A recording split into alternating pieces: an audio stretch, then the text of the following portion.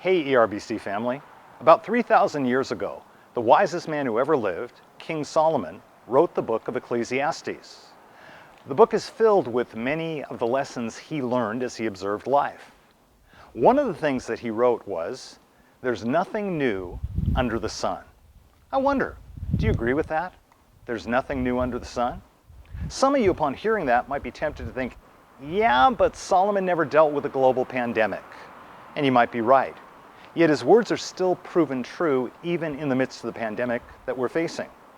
COVID-19 seems new to us, but 100 years ago our country dealt with something very similar and even more deadly.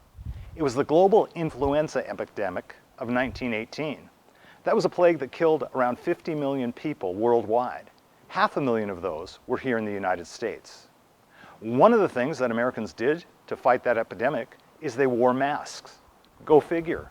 100 years ago, they wanted to defend against the virus, they wore masks. In some parts of our country, it was illegal to go out in public without your mask on. One man was actually shot by an officer for refusing to wear a mask. 100 years ago is a long time, but in a lot of ways, not that different than this time. Maybe Solomon knew what he was talking about when he said, "There's nothing new under the sun." Some people make the mistake of thinking that because the Bible is an ancient book, it doesn't have anything to say to us today in the times in which we're living. They'll look at the first book in the Bible, Genesis, and say, okay, I get it. God got everything started in creation. And then they'll jump ahead to the last book of the Bible, the book of Revelation, and they'll tell you, okay, I get it. God wins in the end. But during the in-between time, we're on our own. I mean, it's nice to know that God made us, and it's nice to know that there's a heaven waiting for us when we die. But God doesn't have much, if anything, to say to us about the here and now, about the in-between times. What they miss when they say that is that the majority of the Bible isn't about how this world began or about how it's going to end. Most of it is about God's plan for us during the time in between. One of the things it tells us during this in-between time is that there's an awful lot of life that's beyond our control.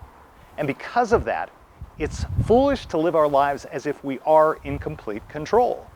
James in his letter says, look here, you who say today or tomorrow we're going to a certain town and we'll stay there a year, or we'll do business there and make a profit. How do you know what your life will be like tomorrow? Your life is like the morning fog. It's here a little while, then it's gone.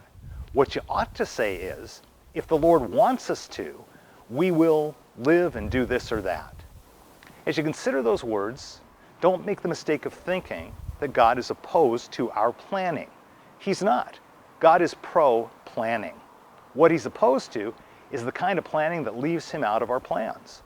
We should plan, but as we do, we should always make our plans giving God the right to redirect, giving him the right to alter our plans. One of my favorite verses in the Bible is found in Proverbs chapter 3. It says, "Trust in the Lord with all your heart. Don't lean on your own understanding. In all your ways acknowledge him, and he will direct your paths."